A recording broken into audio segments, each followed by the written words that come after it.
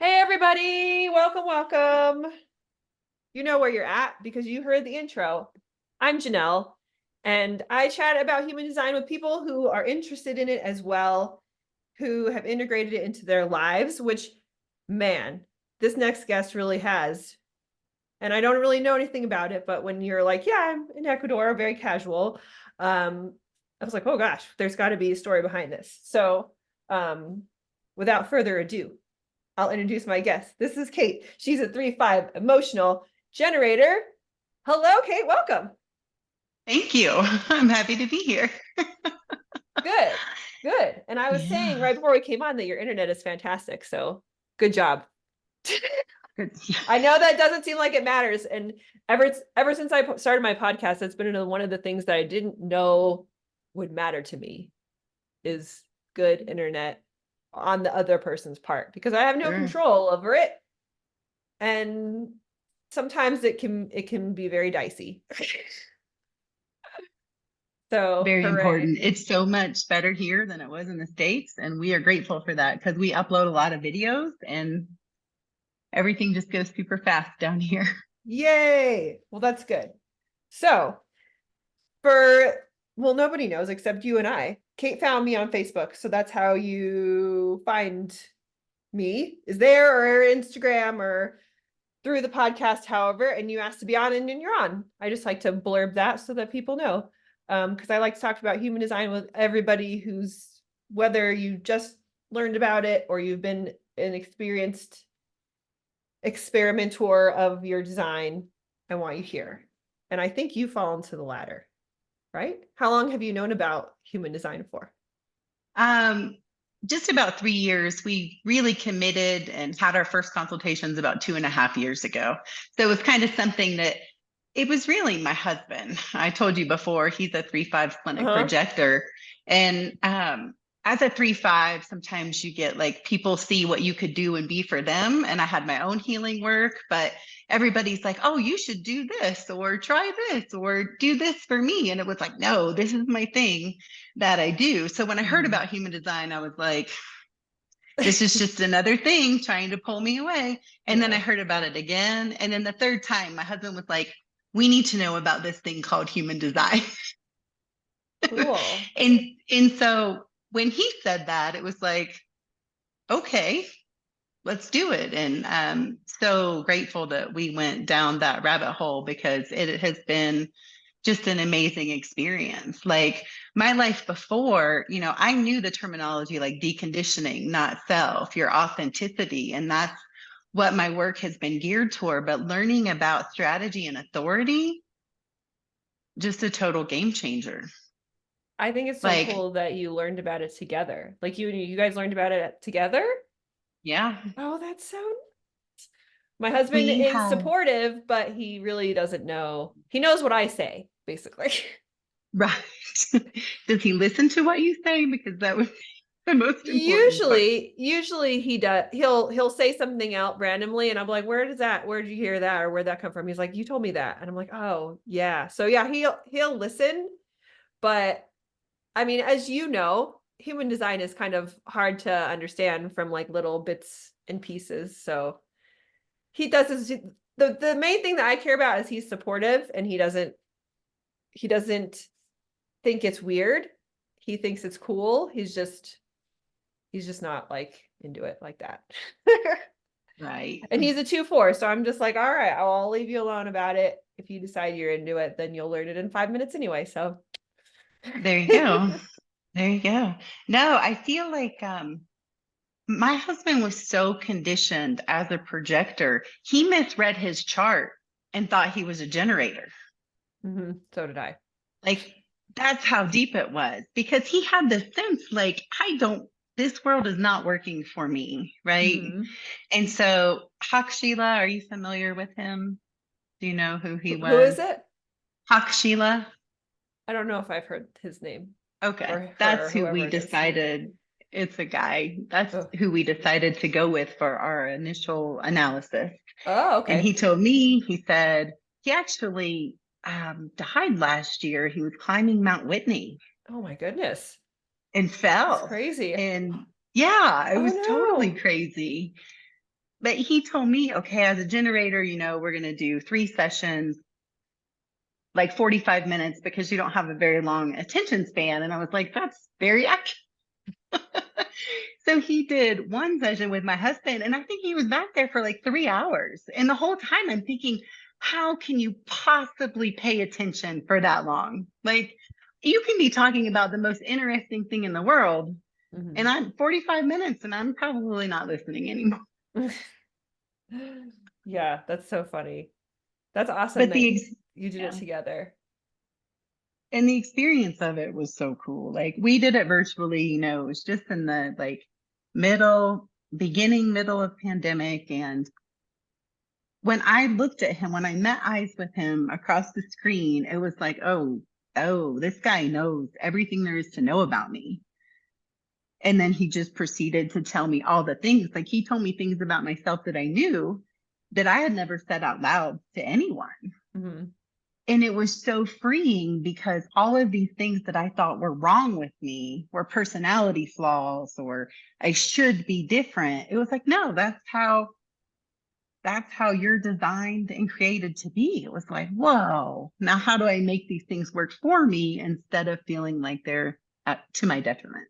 Mhm. Exactly. Yeah. I think that that's a great way to go about it. And the way that you speak and the way that you come off like you've known about this for longer than 3 years. So, yay. Well, You dove yeah, in hard, it sounds like. we did. I mean, he came home. Matt, my husband, came home and he said, if I keep doing this, I'm going to have a heart attack and die. He Mhm. built custom homes in the States for people with a lot of money that, had very high expectations. And when the rest of the world slowed down for the pandemic, they went harder and faster.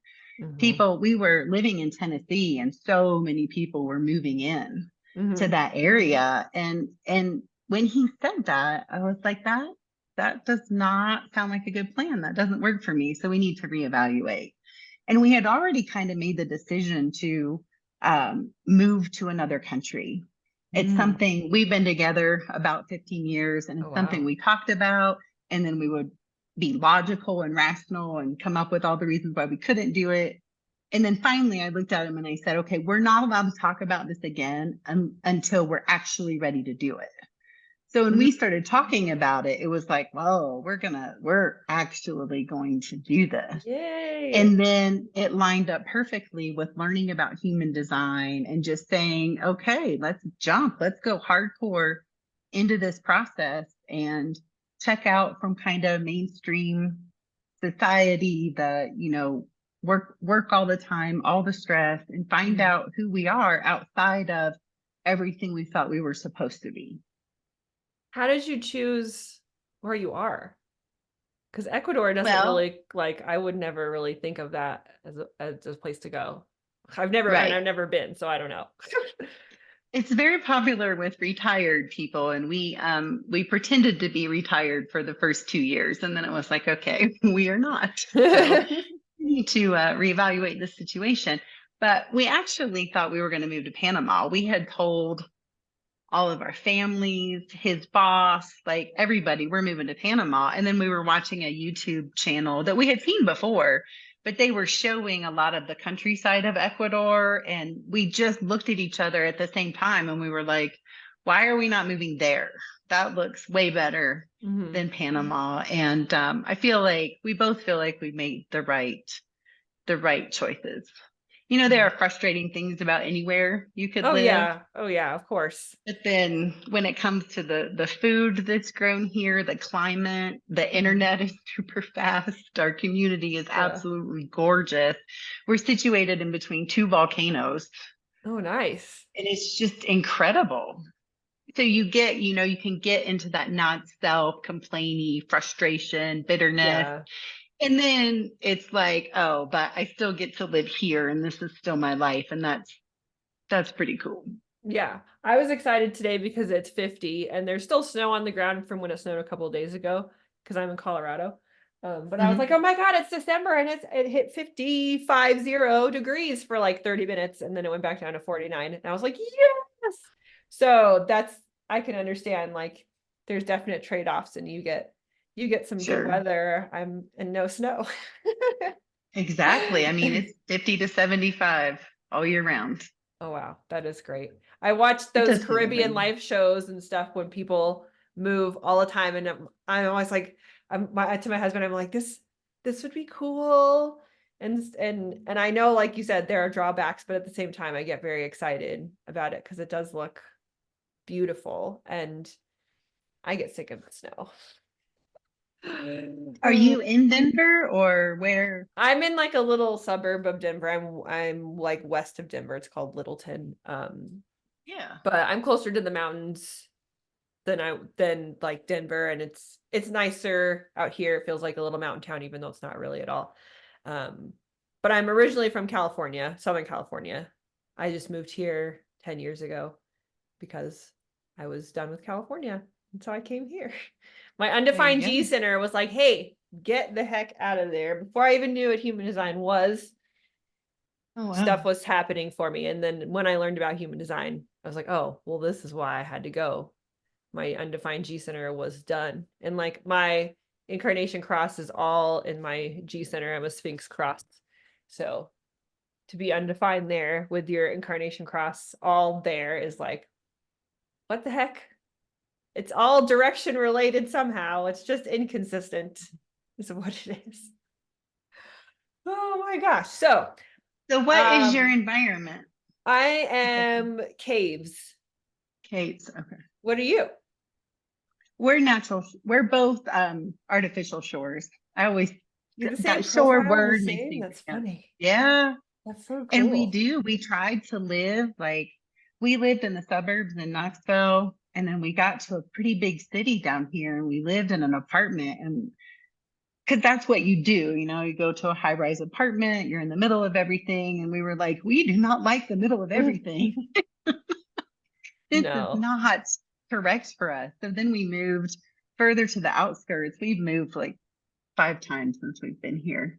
3 of them to different parts of the I country mean, entirely. your third lines, you got to get in it to win Yep. it. So you had to figure that But out by being now there. we're collecting way too much stuff. I told them, I was like, we got to get on the travel stream of energy and not the move across the country stream of energy anymore. But we got to go to the south of Ecuador where we lived. I mean, it was like a 30-minute motorcycle ride to get into the nearest town that had like Wow. amenities. And we both worked from home.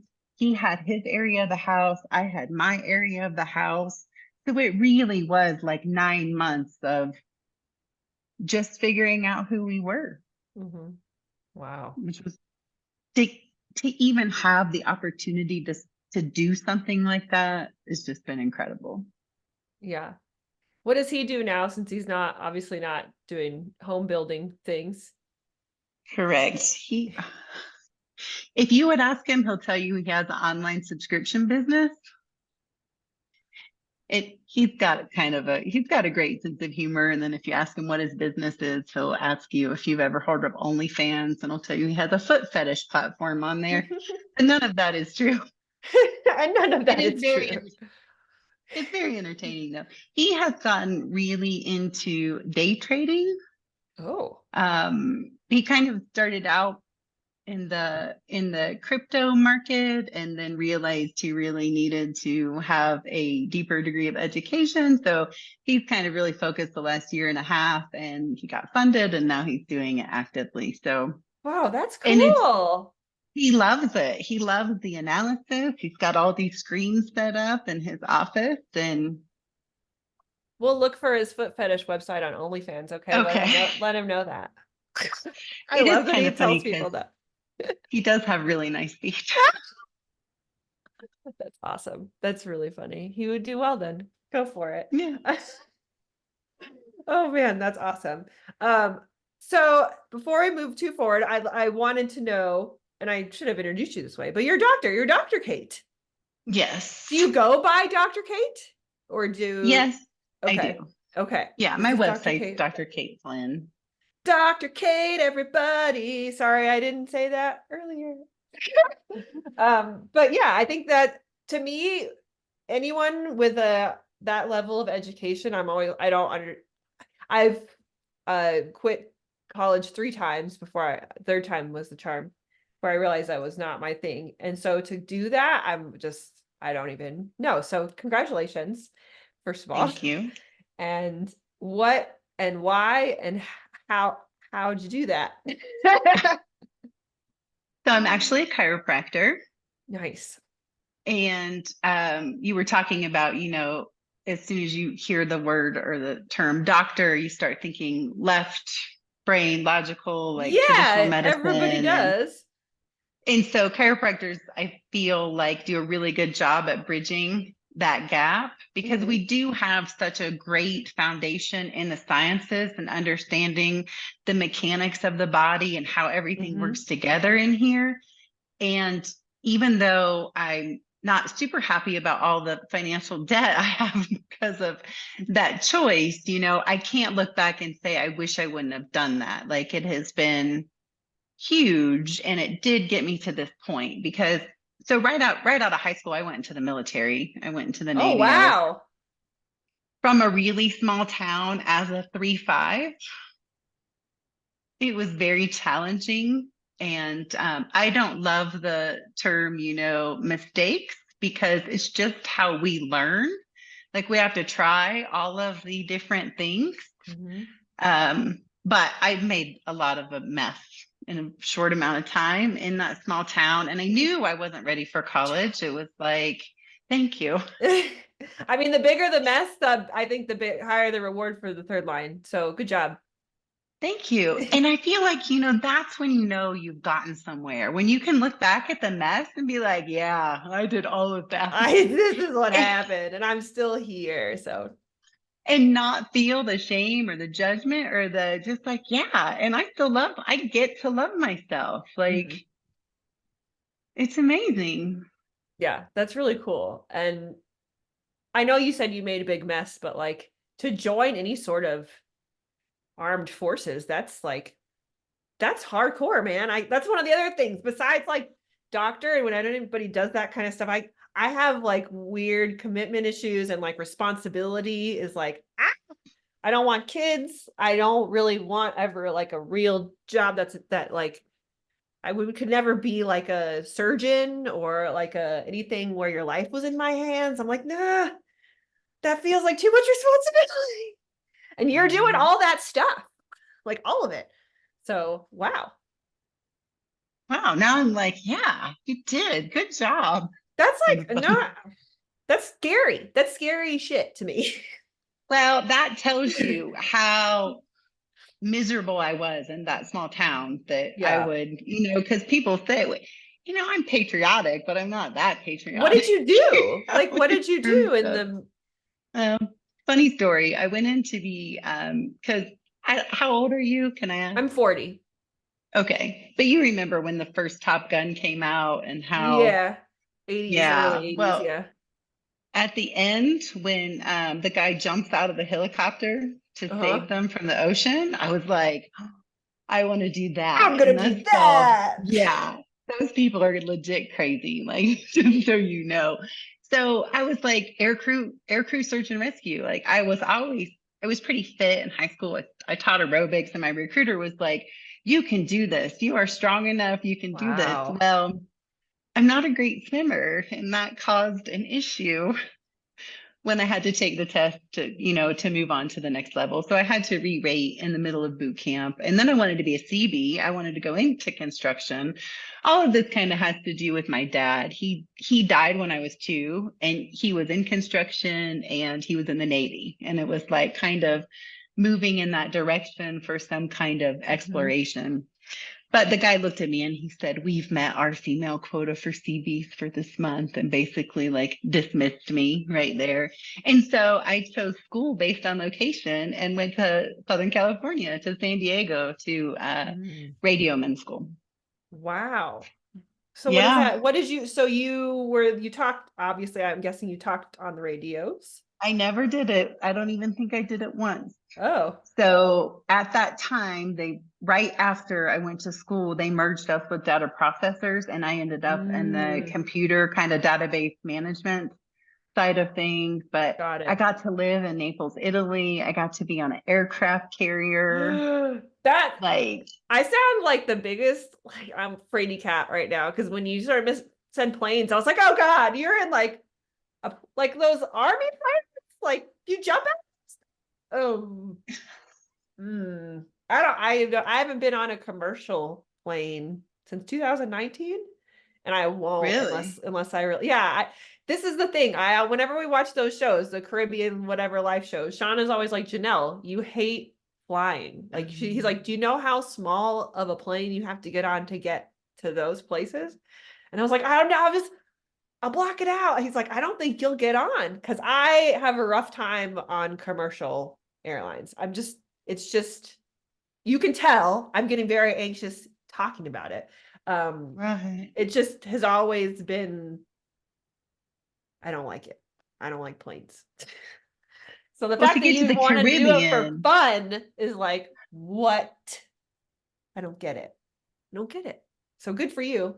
yeah, Yay. it was like, what else? At that point, what else are you going to do? But I remember being on the bus going like from what they call MEPS to where you get sent to boot camp, and everybody on that bus was kind of confused that I was there. Were you the only girl? No, I wasn't the only girl. I was just like, I got a lot of what did you do? Like a lot of people get it's like they go before a judge and the judge says you can go to the military or you can go to jail, Oh, or from because of where or you're they from. get Oh, okay, okay. I got it, got it, got it. it was a This lot of, isn't a they choice for most of those people. for And you look exactly. like somebody who didn't get into so much trouble that this is he was this or jail. I follow you now. Okay. I was like girl Exactly. or a guy situation, but now I get it. Like that makes sense. What did you do? So I was kind of like, Nothing? I'm here because I made the choice. And, I came from a very small kind of sheltered town in that regard. And I was like, what, why? What did you do? Well, it was this or a jail cell. So I picked this. Yeah. It was it was a really interesting experience though to be the minority in a lot of ways. Yeah. Like to be a Heck minority yeah. from a female perspective, to be a minority from a racial perspective. Um, From the wanting to be there perspective. yeah. And I'm so glad that I had those experiences. Hmm. Yeah. Um, This is where the third line picks up gold, you guys, is by jumping into the fire, which it sounds like is partially what you did. Because like right. it all gives me like the whoa.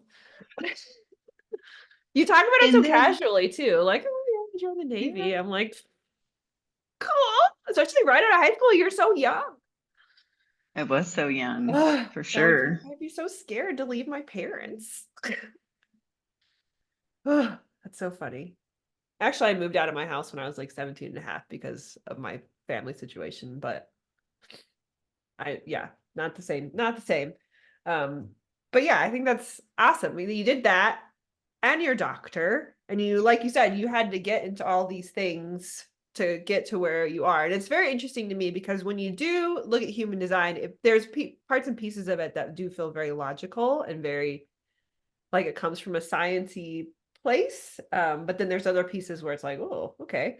And they just kind of come together to this Right. wonderful thing that can be hard for us to understand, but most of the world is generators. So I think that what you do is awesome because I think a lot of times generators, when they come to human design, they're given kind of this is what it is for you. This is your strategy and authority. This is your a blueprint. This is how you do it. It feels like to me, it feels like the directions for generators are more black and white, but I don't think that the experience for them goes that way. And they still have stuff to do, deconditioning to do, learning, I think, maybe how to be more into their sacral energy because I feel like growing up, you're not, no one's really told to that you're going to love your job. Like you're supposed to love your job. Like this is supposed to be really fulfilling for you, and it's supposed to really light you up. Like, I mean, I grew up in the 80s, so it's like your job is gives you money and stability, and that's what you want it for, and you want it forever and never till the end of time until you retire in one place the whole time. And if you're not into it, nobody cares. Like nobody likes their job. Everybody hates their job. So why should you get to like it?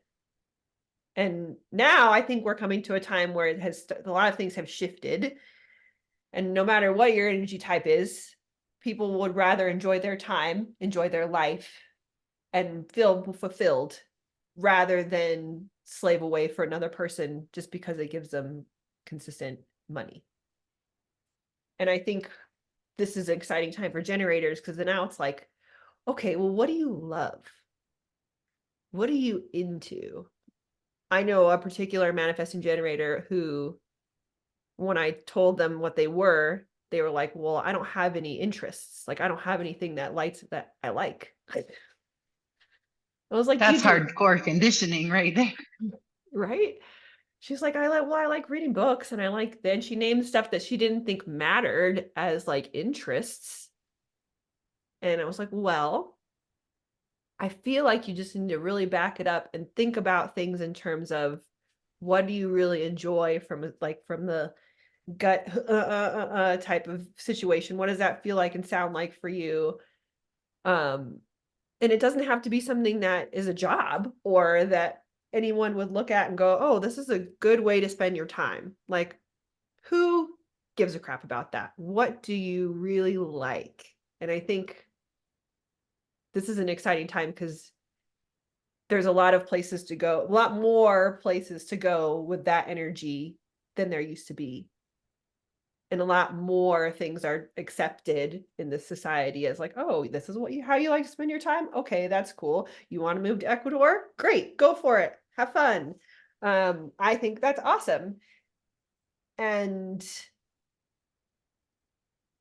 I think that it would behoove the generators to give them I don't know. I feel like sometimes that I don't want to talk for them. I'll let you talk for them in just a sec because you are one. So but the ones that I know, sometimes I feel like they put too much pressure on themselves to be successful or to be the consistent or to be whatever they should be, and then they don't allow themselves to kind of expand their minds and think about like what they really like without it having to do with anybody else or anything like that. Sorry, that was very long-winded about generators, and I would rather you speak Okay. on it because you're one. But I'm married to one and I do love them, and you give me all kinds of energy, as you can tell. I feel like, millennials have gotten a lot of crap for their unwillingness to put up with social norms regarding careers and those things that you mentioned. And I think it's amazing. It's like they're right. We shouldn't be putting up with these things. We shouldn't be working ourselves to death. Like, because you know, whether you look at 2027 and the breakdown of the tribal background that was there, like companies aren't keeping people for 20 and 30 years No, they like are they not. used to. So the whole construct is collapsing in on itself. Mhm. So if you're not finding ways to plug in where your gifts are, then they're realizing like, what's the point? Yeah, if you don't have the stability, if you're not gonna keep getting the raises, keep getting the incentives to stay, and if you're seeing all these new people coming in quickly behind you, then yeah, that could be I didn't even think about that. That could be very scary for the generator and very unsettling to be like, "Oh, I'm not like they don't really value me as much as I thought because they have all these people that can do this coming Right. up behind me." And that's like, whoa. I So never as really thought of it that way. That whole classic construct of people being at a job for like 40 years, unless it's their own business or unless they do something real niche for that company. Oh, yeah. Huh. I've always waited tables, so I've been simultaneously dispensable, but also needed and in other places, like at the same time. So I yeah, waited tables through, I mean, I waited tables in high school and then in undergrad, and I did it once in chiropractic school. And I looked at my friends and I said, if you ever hear me say that's a quick way to earn money, just like smack me. I cannot do it it's pretty hard. anymore. It's pretty hard. That last shift I worked, they complained. I had a table that complained about the special, and I was like, yeah, you're right. That is a very small portion. Like, I do not care about The this anymore. I it's cannot hard. do it. It's hard to care about. I agree. And it's hard to do it energetically, especially as a mental projector, but I do it part-time. Um, and I'm really good at it. It's just not energetically, it's not great. And Right. I feel like it's very separate from my real life. Like it doesn't feel like my real life when I go there. I feel like a separate person, which I don't necessarily know if that's good or bad or what if it just is, because it really does help that nothing there really gets to me. Like I don't really get upset or angry because it's just that would be a waste of my energy, which I'm already wasting just being there. So I try to be as happy as I can and take things as lightly as possible so that I don't waste too much more energy than I have to. Um, but yeah, it's a hard job, I think, for any energy type, for any person to do. But projectors, sorry guys, sorry that we're doing that. But as a generator, it could be even worse because I feel like the people I know that work that are generators, sometimes I've seen them get really explosive with their frustrations there because they don't want to be there. And I'm like, oh, my bitterness sometimes is not as loud as their frustration, which Right. I can understand. If you don't want to be there and you're a generator and you're giving us all your sparkly energy, like, I don't want you to be there either.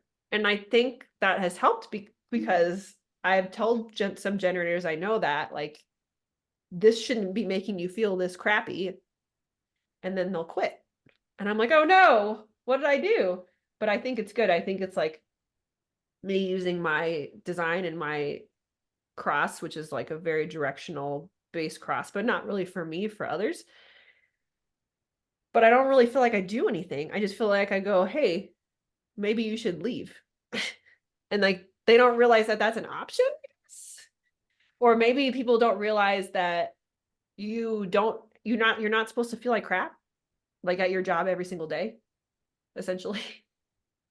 The fact that people sign up to feel like crap every day, I'm like, I can't even.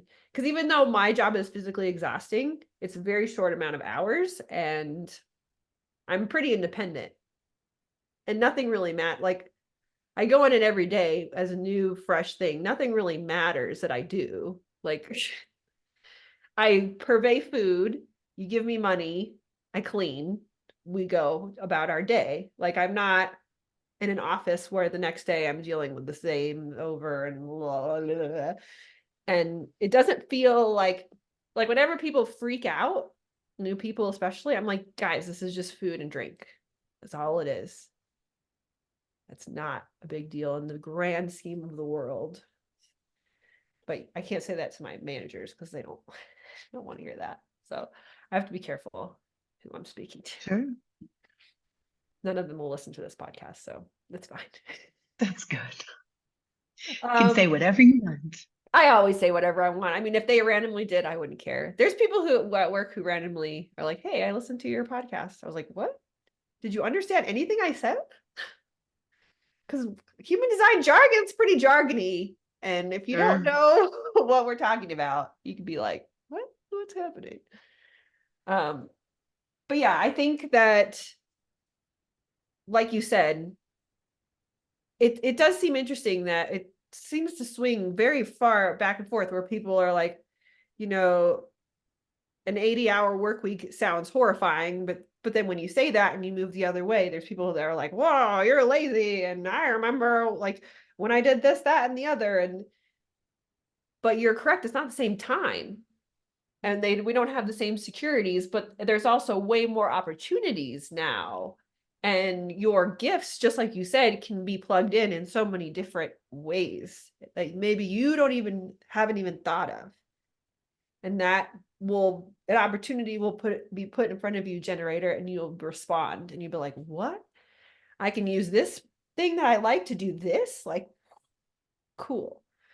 Um, and I think it will just continue on that way because technology is like, whoa. And that's, I know it's not all about technology, but that's kind of what I'm thinking when I think about new ways to plug in. Because I mean, look at you, you're working from your home because of technology. And So, when you look at like what technology and robots and AI are doing, they're going to take away a lot of those jobs that needed, bodies showing up mhm. 50, 60 hours a week. And I think probably the biggest place you're seeing is in factories. And so Yeah, people are, like you said, a lot more opportunity to be like, oh, I don't have to do that. I get to yeah. find other more creative ways to plug in. Yeah, especially when a factory might realize it can save money and have perfect results and no one gets hurt if they just get rid of these people. Like they're gonna do it so like you're gonna have no gonzo. And that's gonna be painful for some people who that's their livelihood, that's their life, which again, to me, your work being your life, I understand it, but it feels like I want more of my life for myself. And Same. worked, I guess maybe I'm using the wrong word when I say work, because work for me feels as a projector is like, ah, for generators, I know it's not the same. Like, I don't know if that's word hits you guys. Does it hit you the same way? Probably not with the negative connotation. I might be programmed a little bit from my husband because he tells people all the time that he's unemployable now. Like we could never go back to because I'm unemployable. So I either figure out how to make this work or, we're screwed. I could only wait tables. Like I could literally not have it get up in the morning and have it like my mornings taken away from me. No, no, thank you. Like Right. I can't hang with that. I think about that all the time. I'm like, oh my God, if I had to like try to get a like a 9 to 5 job, I literally think it wouldn't be possible. Which, I mean, as a 3-5, I've never been able to do it. And even like going through chiropractic school and starting to do chiropractic, it was I I joined a practice that was kind of either sink or swim. I didn't love the person that I was working for, and he ran a very ego-based kind mhm, of, he just told the same story about himself all day long to every single patient, and they ate it up. And I'm listening to this going, I can't do that. Like I will never be mm-mm, like that. So figuring out like everything started to shift and change for me at that point. Before 30, I didn't know about intuition. I mean, I was curious, mhm. but I did not consider myself intuitive. I had watched, The Secret and What the Bleep Do We Know. I'd been to a psychic or two. I had friends that could see and do things, but none of that was in my realm of understanding. So I You have so graduate much going chiropractic on in your school. spleen too. Like for you to feel so detached from your intuition. Sorry, I interrupted you. But I just picked up your chart to look at it while you were talking, and I was like, oh man, you've got all kinds of stuff coming out of that spleen. So you've got a lot of ways to experiment with intuitive energy. Intuitive energy is very, I'm the same way. I'm like, I don't know if I feel this or what does this even mean? So go back, coming out of chiropractic school. So I was introduced to Reiki and to sound Mm-hmm. therapy Mm-hmm. and tuning forks and all these different things. And it was like the floodgate opened. Cool. And I started saying the same prayer over and over. Dear God, make me a channel of your healing works in this world. Guide my thoughts, my words, my actions. Tell me what to say and do, because a patient would come in and they would say, fix me. That does not light my sacral up at all. As soon as I hear that, I'm like, no, I can't. But And having that sense XP. that there was so much more going on than Yeah. whatever ache or pain they were presenting with. And it was like, I can adjust you, but you're still like, and so I would start to ask them about this, ask about what happened when they were 12. And it would just Mm. cause this crazy reaction within the patient. Like, how did you know about that? And they would move through that thing and then that pain would go away. Oh, that's And so then I cool. got really curious and realizing that the body stores all of the stuff that the mind or the not self has going on. And Hmm. if you can shift the power from fueling that not self and call it back to the body, then the body will heal. That's But crazy. if I love you that. look back and you try to take everything you've experienced, every trauma, every hardship, and you try to tackle those things head on, it's hard. It Hmm. is really hard and people will give up. But if you say, you have, because the process I put generators through mostly is the issue here? Is it here? Is it here? And I'm not telling them where here is because I don't want to do anything to engage that mental story of Hmm. what's happened. Because as soon as that story is engaged, you're just not going to get anywhere. So I've come up Yeah. with these categories of distortions and they'll set an intention and I'll ask them. I don't tell them anything. Hmm. I say, is it here? Is it here? And they're like, oh, this doesn't make sense. I don't know where here is. And then they start to feel that sacral response. It kind of, the mind finally gives up at some point and says, Hmm. okay, this doesn't make sense. I'm not going to be able to understand it. And once that happens, they can start to hear what the body's saying and Hmm. how the sacral's responding. And every single time, then when I tell them what they've landed on, they'll be like, oh my gosh, that's exactly what's going on. Wow. And That's then gotta I'll be ask hard. them, how do you want to implement correction? And again, it's not me telling them how to do it. They're landing on the thing that's going to unplug the power source from the not self and pull that energy back to the body. Hmm. Before human design, this is the amazing thing that's happened to me over the last 2.5 years. I was lit up by the information that I was getting and how to do it, but it was me doing it for that person. Hmm. It was me telling them what was going on, and that was exhausting me. Initiation. You're initiating it all. Yeah. And it was like, I can't do this. And if one more person tells me every awful, horrible thing that they've ever experienced, like, I can't do it. Hmm. And I would tell people, after the session, like, I do a memory dump. I can't carry this with me because they'd say, oh, remember when I told you about? Nope, I don't. I don't remember. So learning, that 9 months in Malakatos and isolation was realizing I can engage the sacral response. I don't have to tell them anything. They Hmm. get all their own information. It works, and that lights me up, and it lights me up in a way that I can, for the first time in my life, say I can see me doing this in 10, 15, 20 years Oh, wow. down the road. Probably not from Ecuador the whole, But who knows but where? yeah, who knows where, because all I need is good internet, like you said. So That's it's awesome. been it's been an amazing kind of evolution to figure out how to move through without going to the trauma, without even addressing it. Like, I don't talk to people about diet. Hmm. I don't talk to them about any of that stuff. That's great Like, what do you boundaries that want? you have too. As a fifth line, that's great boundaries for you to have, Mhm. is to simply let it go and go, I don't care, I don't hold on to that. One, how could you remember everybody's stuff unless you were like a therapist and you had like it written down? There's no, they think you have it.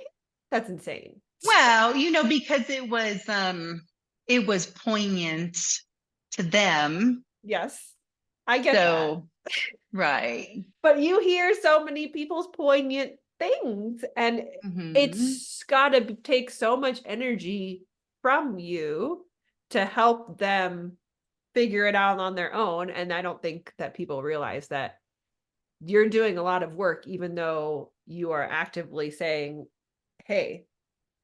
you're figuring this out. I'm just kind of guiding the situation. Um, And it takes a lot of strong boundaries, especially as a fifth line. Like you said, people are coming to you saying, fix me, heal me. mm,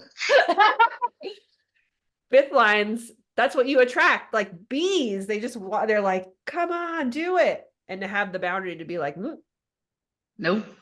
that's Not for me. And I tell people like I am going to engage your sacral response. Give me a yes or no answer to a yes or no question. And that's really hard for people in the beginning because they want to tell their story. And I tell them that from the beginning too. Like anytime you don't answer yes or no, I'm going to bring you back. Like yeah. I'm telling you that up front. It's not personal. I'm not being You're rude. like a It's just lie detector. You don't want any of the yes. story. You want this or this. And then we're going to Yes. move from that. Oh, that's so neat. Where is the path that moves you forward? That's what we're trying to find because we can't change the things that have happened to you, but we can change the way you decide to move forward Mm-hmm. Mm-hmm. from there.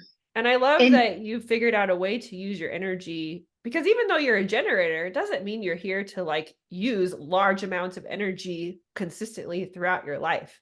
Like to figure out a way that it works best for you and you feel lit up, and like you said, I can keep doing this for years and years and years, and you have a pretty defined chart. You're just open up in the top here. So it's interesting because you have all the motors. So you're very much Mhm. like a let's go. Um, it's interesting that you're not a man gen. I know why, but it's like that's crazy that that didn't happen.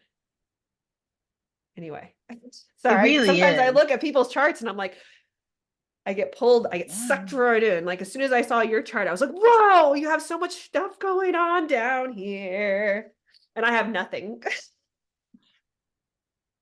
I think it was the one Cornish from Yeah, HP for the yeah, yeah, People yeah, or yeah, Your yeah, Leaders. yeah. Yeah. I did a PHS session with him and he told me, because we got into some other stuff too. And he said, you have all four motors, but being the triple split, he said, you're like a really big ship in small water. Like you're not built to go all out all the time. Mhm. That And makes that sense. made so much sense. Like when I'm ready to accomplish something, like I'm going to get it done and it's going to be amazing and I'm going to do it in a short amount of time. But then I'm also going to go through periods where I'm like, oh, I guess I'm watching movies today, or, Yeah. I'm going to crochet 3 sweaters. Yeah, the triple split, I'm a single definition, so I don't my sister is a triple split projector. Um Oh, and wow. yeah, it's always interesting to me. It feels very much like go stop.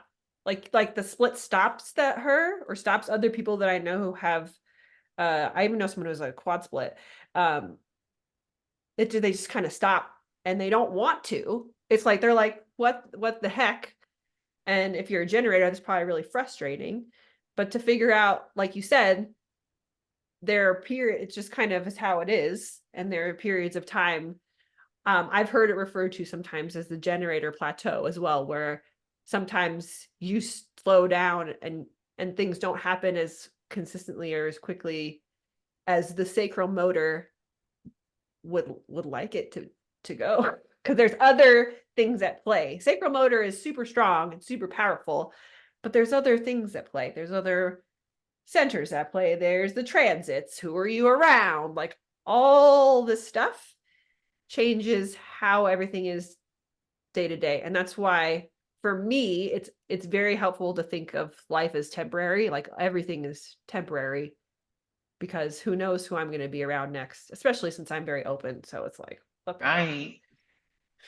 Well, I love all of this stuff because, like I said, I feel like a lot of the times generators aren't really given so much support. It's almost like you're said, like, oh, congratulations, you're a generator. This is a generator world. Good for you. Like you fit right in.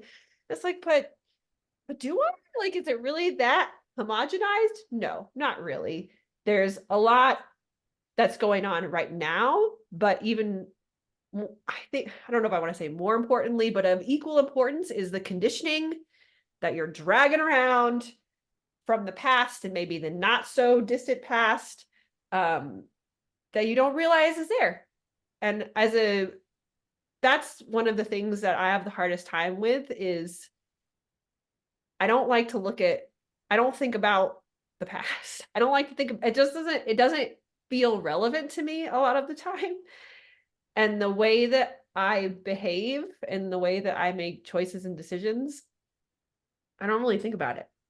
I really just I don't know. It feels even hard to talk about.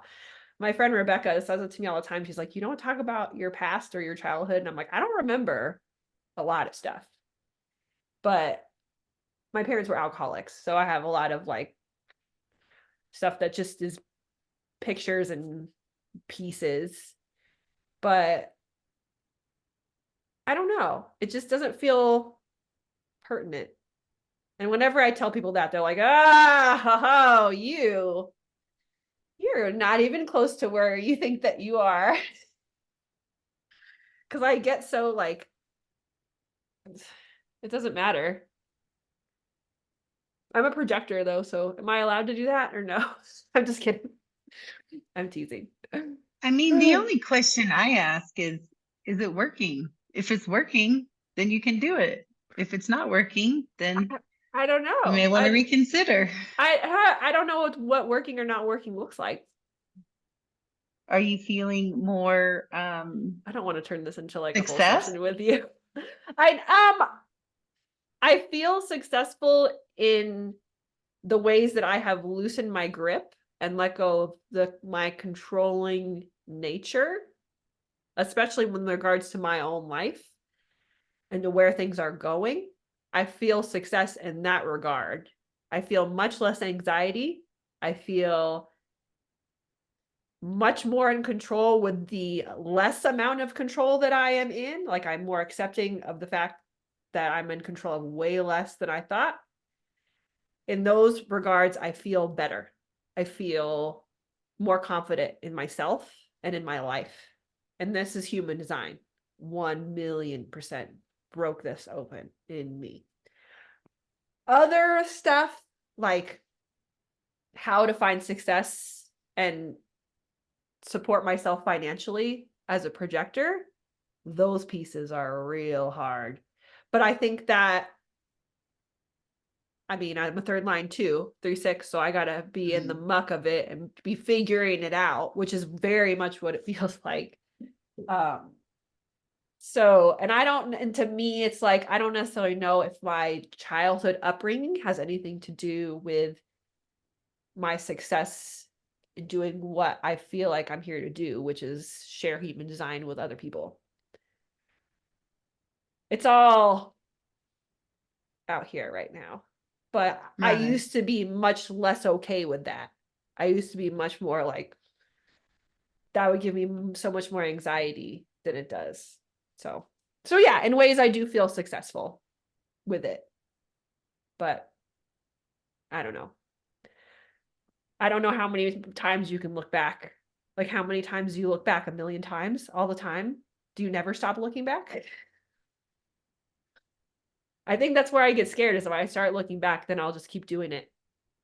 I don't know. Feels bad. You're Well, really good at this, like letting the other people talk thing. You. You must have practiced that because I'm terrible at it. I just keep talking. I have noticed that with the open. Well, no, you have a defined throat, defined mind, right? Just those two, everything Those two are else. the only ones. Yeah. I have a defined throat. I've noticed with like manifesting generators and manifestors, it's hard to get any room to say anything sometimes.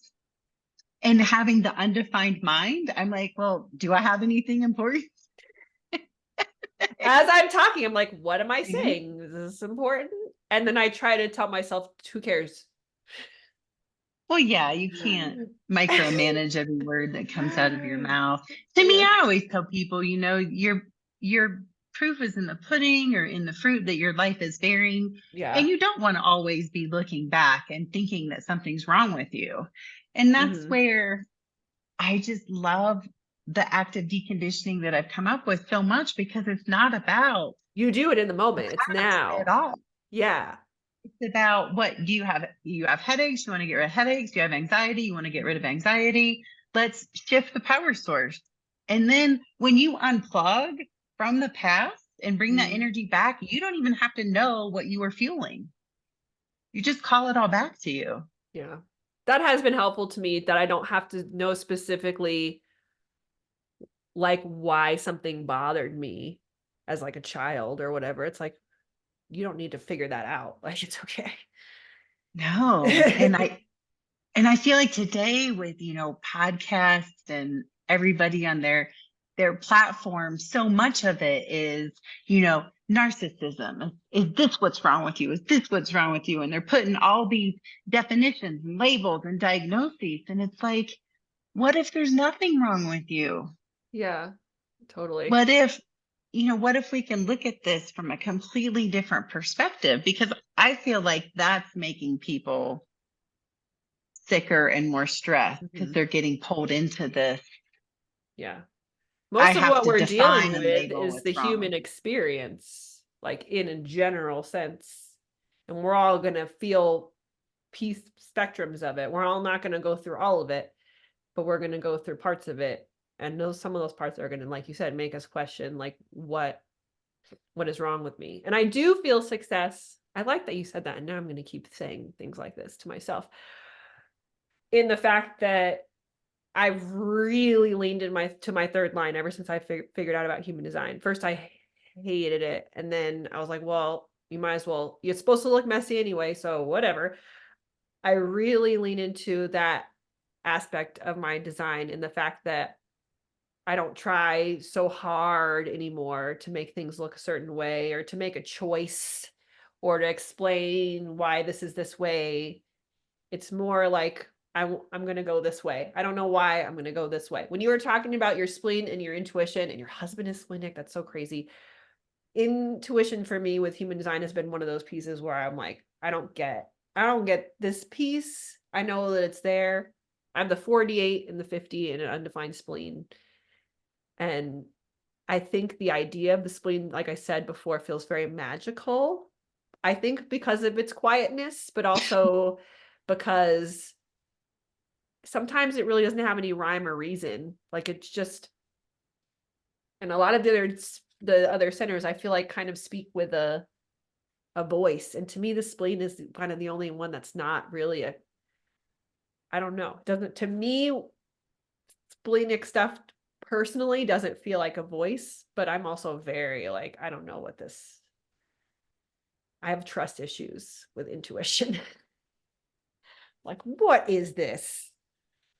I don't believe you. Get out of here. I That's think why I it's think more the like a splenic authority whisper. is so, like, it's fascinating to me. I'm like, you have to rely on that? That's what you get? I mean, I'm a mental projector, so I get even less, but still. It is funny how we all go through this like comparison analysis when we find out our design. Oh, I wanted to be this or that, or Yeah. and making peace with it all is just I've found it a super cool Mhm. progression, because once you can fall in love with your design, then you can use it to your advantage. But Yeah. as long as you're thinking or wishing you were something else, it was like, I think they say all generators want to be manifestors. And that's what, and just Because you wanna be having able the to awareness initiate. of what happens even when I go into a store and they don't say anything immediately to me, if I speak first, it's like their energy field goes, Mhm. what just happened? So now it's like waiting, like making eye contact, are you going to say Yeah. anything to me? And then the emotional, non-emotional. I wanted to be pure sacral. I didn't want to have to wait. But looking back, all the sources of my frustration came from not waiting and jumping Oh, into things man. that my Emotional ego authority is wanted, or, so, people are like, "I hate this." What? but now it's amazing to say, I'm going to sleep on that. Give me a couple days. Yeah. It's hard for me to be spontaneous. So when people say, do you want to go to lunch today? I'm like, oh, I only have like an hour to think about, Mhm. to let that wave ride and see what happens. But knowing that if it's for you, then you can't miss it. So if you wait for your wave and opportunity removes itself from the realm of possibility, then that's okay. Because I know what it's like to force things into being. I've done it a lot. And it always came with like consequences and such a high price.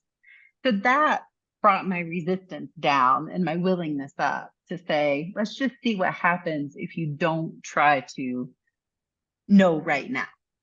I love that you said following your design kind of limits your choices. Choices fall away, like the like opportunities go away. And some people are like, no, I have to strike when I have all these opportunities in front of me. I have to pick the best one. Which one is the best one? And that's where all these parts start to speak to you, your mind and Right. conditioning and all this other stuff comes into play. But let's just see what happens. Like you said, if you do that, let's just experiment with it this way.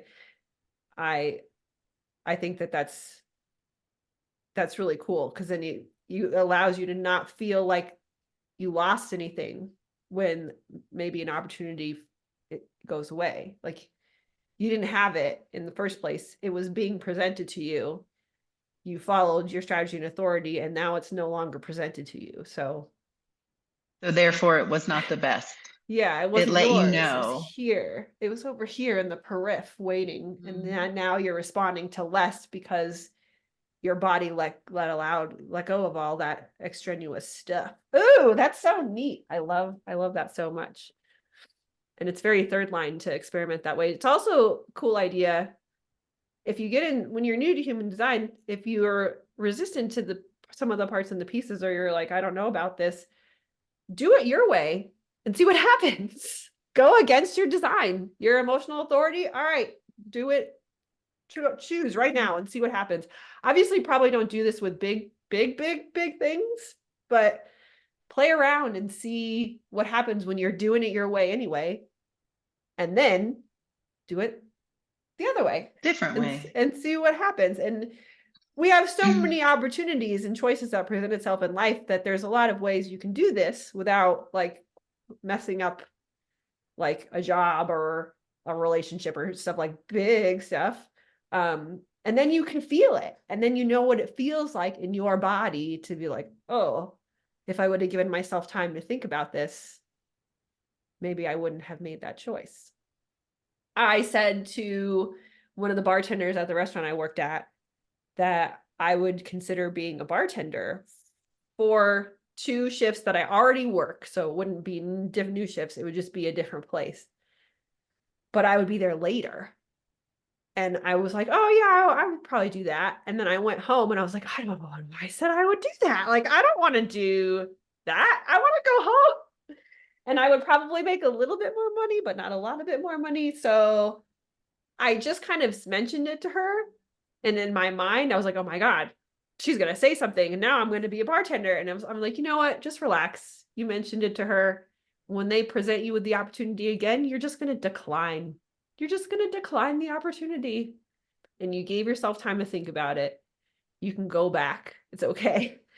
But yeah, it really helped me to realize that even though I was like, oh, actually, this makes sense. I'll make more money. There's other positives to it. But then I went home and was like, well, the most negative thing is getting off later. So I don't want to do that.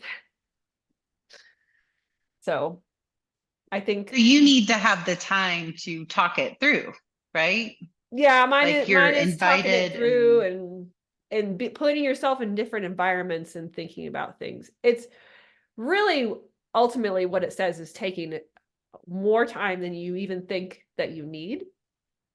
And the way that I describe it a lot of times to other mental projectors is we're pretty logical. The ajna makes us good at conceptualizing things and being pretty quick with that kind of stuff. So a lot of times we already know the answer. I already know if it's a yes or a no, but I give myself time on purpose because the yes or the no takes different shape. It forms itself. It goes, this is a yes, but these are the parameters. Or, wow, I have to say no to this and that's going to suck, but I can give them this. This will cost me no energy and this will be a good honorable mention for what they're asking for. So I think this has helped me a lot because as a mental projector, I always thought I had to go through this whole process to know the answer. But I think I know the answer and the process refines it. And it's not going to be like that all the time. And I'm sure it's not like that for all mental projectors, but that has really given me, because I feel like I have to follow directions. So when I was given the direction of what the mental projector authority is, I was like, oh, I have to soundboard with people that I trust. And then I have to think about it in different environments. And now I make a choice. But for me, it goes usually in a different order.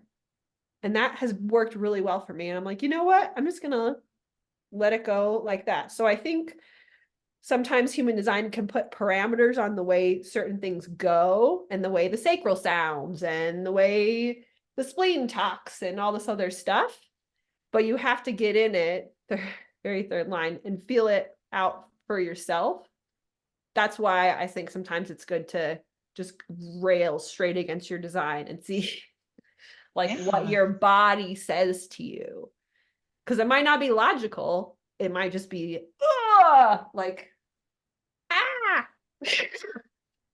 Otherwise, it's a heady endeavor that solidifies the not self. I mean, if you're not having your own experiment, taking what they say and seeing, is that relevant for you? Mhm. Is that true for you? The same thing with being emotional. A non emotional person will say, oh, you're emotional. So that means you're like, and I'll be like, no, it doesn't. Why don't, instead of you telling me what that's like, you ask me, this is what I know about emotional authority. Is this true for you? And then you'll hear my sacral respond, Yeah. Yeah. That's right? interesting. Mhm. And it fascinates me, um, like there's people sharing from book knowledge, and that's fine, right? But if you don't have those things, or you can't phrase it from your experience in that aura type, Mhm. like with you only having two defined centers, if you can't frame it from this is what I notice when I am in that gate or channel or center Yeah, or yeah, yeah, whatever it yeah. is, otherwise you're just parroting what you read in a book. Yeah, And yeah. to me, that's not the purpose. Yeah, exactly. And it is hard to human design is so much about the experience that if you're not mechanically set up to have that experience, then like in terms of your chart, then it's just never you can't ever speak on it the same way. You can speak on it like you said in terms of when I'm around a generator, this is what it feels like.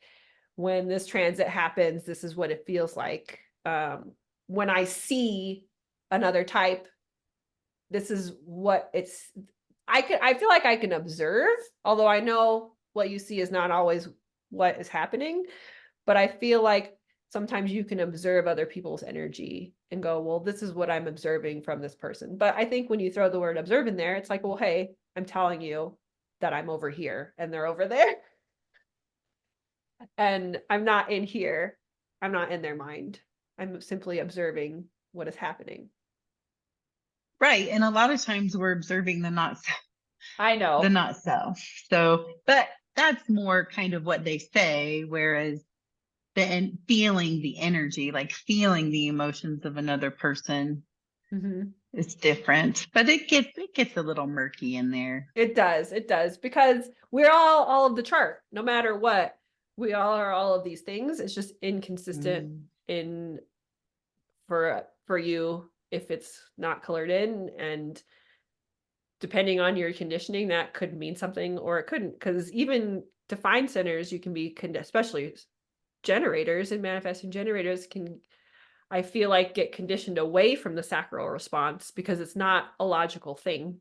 So it shouldn't, this goes first and then this, and to have to go to learn to go this way is like, whoa. And to trust it. Feel And it then in may your not be body. like, are you sure can trust my body? Like, am I crazy? Like I'm sure you get all of that when you're doing your stuff. And that's gotta be really cool because I'm sure they come out of it going, "Oh crap, I'm not crazy. Like I can trust what this is." It's cool to see the progression for sure. Like how worried they were in the first session and how like their minds don't like it, to then the second, third, and fourth, it just becomes so much more natural. Mm-hmm. The sacral response is there. And these aren't, like I tell people, we're asking questions about things that have already happened. You don't have to worry about making a new choice or picking the wrong thing or whatever it is. It's already there. So you can, that's Mm-hmm. another reason you can trust and get comfortable with what your body's telling you. Oh, I love that. And you sound like a great support to them, which is good because, like you said, by that third session, they're open like that because they feel supported and they feel like you're allowing them to let go of all that stuff, which is cool. And I'm glad that you don't hold on to it. I'm glad that you mentioned that too, because that's hard. That can be hard for people who do any sort of work where people are giving you a lot of heavy energy, or I don't know if they're giving it to you, but they're allowing it to be out of their vulnerable area. Like it's out there now, and you kind of have to carry the weight of it.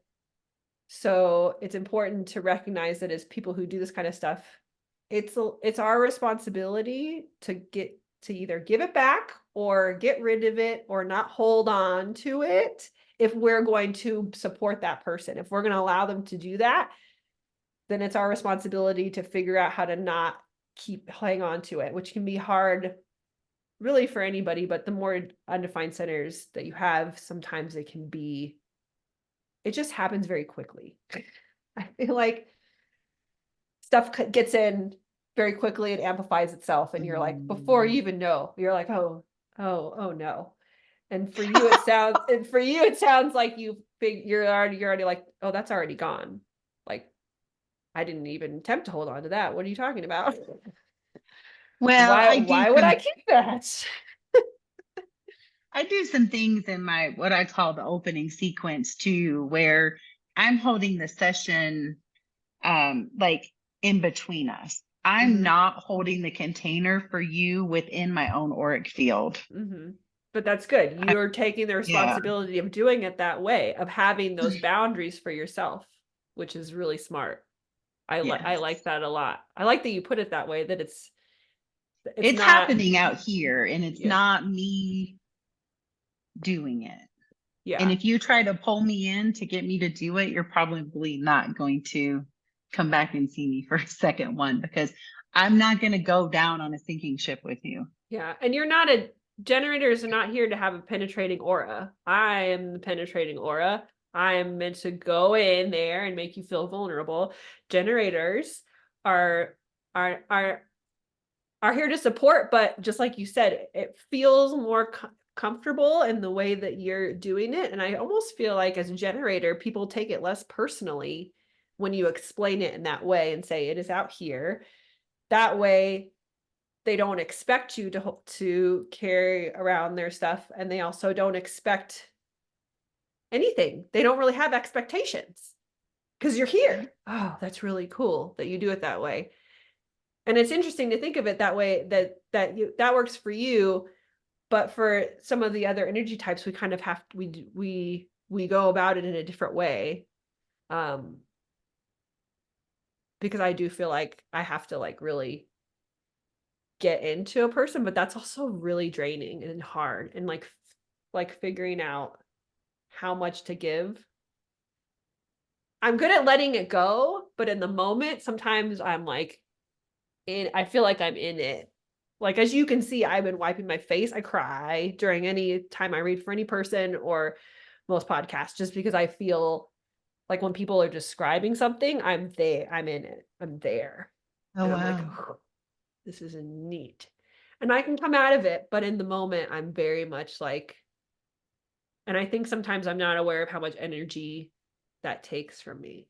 So Mm. sounds like I have to work on my boundaries a little bit. Which is I good for any mean, type. boundary issues are pretty universal. Yeah, yeah, it's a universal thing. I was only mentioning it about the fifth line because the fifth lines are so attractive to us that we often don't expect them to have any boundaries. We just want them to do what we want from They just look Mm. so, you just look so nice. And like, you could do it all. You could save me. You could be this for me. And you can be this. And you can be that. And we don't, and it's not our fault. It's not like we're Sure. going, oh my gosh, fifth lines, I'm just going to take advantage. It's more of a, you're just attractive and you Hmm. feel like you can save the day and you feel very like, that's it. I don't really know how to explain it. I have a friend who's the fifth line. And when I figured it out, when I did her chart, I was like, this makes so much sense. Cause there's so many times when I went like, oh, I'll just call this person or I'll just, and I've done it or I've not done it, but every time it had nothing to do with who that person was. It was what I wanted or needed. And I thought that they would could do that. And the fifth line to me feels it's a hard one I feel like to explain when people ask about it or want to know about it. Um, Well, I'll tell you, the unconscious fifth line paranoia, that's real. mhm. I have all these ideas for human design t-shirts, t-shirt line I'd like to launch at some point, but one of them is like, can you just tell me what you want from me? Like because the 5-1, they see the projection coming. They know exactly what the other person wants from them. The unconscious, it's like, I know you want something from me, but can you just say it out loud? And then I'll tell you Come if out I with can it give it. first. Yeah. Because we need, I mean, we're here for the projection. Yeah. Oh We're yeah, here that's for true. it. So without that, I can't find the attraction point or light up or share the practical knowledge that I've learned through all the trial and error. Where, when I first learned about it, it was like, oh, that sounds terrible. Now it's like, project on me so that I can choose the ones that are correct for me. It's true. Yeah, it is interesting. Like you said, a lot of the pieces and stuff that sound hard or quote unquote negative, what it's saying is you're here for that thing. Yep. Yeah, you might have the gate of the energy of suffering or trial and in error, third line, and that can sound really hard. But it is hard, but that's what you're here for. It's not like you're here to avoid it. Like you're not a third line to avoid the processes. You're a third line to be put through it more than anybody else. So, oh, I love that you said it like that because then it's like the fifth line is here to be projected upon more than anybody else. Whoa, I like that. I like that a So lot we because may it's as well not as lean in. scary. Yeah, it's not as scary as like, oh, I have to run away from this thing. This is a bad thing. It's more of a, oh, I need to allow this to happen so that I can shape my perception of the world. What do I really want? Where do I really want to focus my energy and my time? Where do I need to throw up a boundary real quick? Like, oh, I like it. Very active deconditioning here. Yes, Oh, indeed. oh, I love that. Well, we've talked forever and we can do this again because you're awesome and I'd love to talk to you again. But I think that this is great. And I think that what you're doing for the majority of the people, because generators are the majority here, guys, um, is great. And it gives them a place to go with this, it gives them an active place to go. Because as a generator, you're here to do, you're here to go. Mm-hmm. So to give you a place to go with all this woo-woo stuff, I feel like probably feels better for the generator. Yeah, Because they because can, you learn the mechanics and you understand the why, and then you said it so perfectly because that was my reaction. Now I'm just supposed to wait 7 years? what? That's not going to happen. Yeah, So, especially with the so it was sacral like, what can motor. we do? How can we make this faster, more efficient, more ease and grace? Here it is. Let's do it like this. Yeah. Yay. All right, cool. Well, I'm going to link all of Dr. Kate's information in the notes, but why don't you tell people where they can find you, where you like to hang out on the internet? Do you hang out anywhere? I do. I put up videos on YouTube at Dr. Kate Flynn, and my website's drkateflynn.com. You can find me on Instagram and Facebook. I did TikTok for a while. I was doing Oh, shorts and reels hurt. kind of like every day. And I have a list of like 300 things that I want to talk about in these reels and no Mhm. response to make them. So I've been a little radio silent there. It's TikTok for me is a hard one. I get very overwhelmed when I open the app, so I'm like, I hate this. But I figured out how to turn it off so that the sound doesn't start when you immediately start it, because that really just throws me. Um, and I go on and I just post the same stuff that I would post to Instagram, and then I go off. Like, I never look at it. It's just, I literally am like, just share in as many places as you can. As a projector, I'm like, Right. share in as many places you can, and don't worry about the mechanics of any other parts of it. Like, don't try to grow your TikTok, because that all that kind of stuff, marketing, all that kind of stuff in general really gives me a headache. That's other places where I talked about before, where my feelings of success are a little roller coastery, but Mm-hmm. that's okay, because I'm in my experiment, man. That's what it's going to be. All There you right. go. Well, thank you so much for chatting with me. And I I think that what you do would benefit all the types. I know you generally work with the generators, but I feel like exploring what you're feeling right now and allowing it to come through without asking too many questions or without defining what things have to be would be really helpful for people, especially in the society where I feel like we're quick to define things and emotions, and oh, you must be this because you feel this, and everything's temporary, guys and gals. I keep saying guys, and I don't want to, I hope that doesn't offend anyone, but I like guys as a general term. Guys, gals, Y'all. y'all, birds, bees, whatever you are, everything is temporary. So we might as well have a little bit of fun. Exactly. I think I'm going to end with that. All right. Thank you for All being right. here. Thank you for having me, Janelle. Nice to meet you.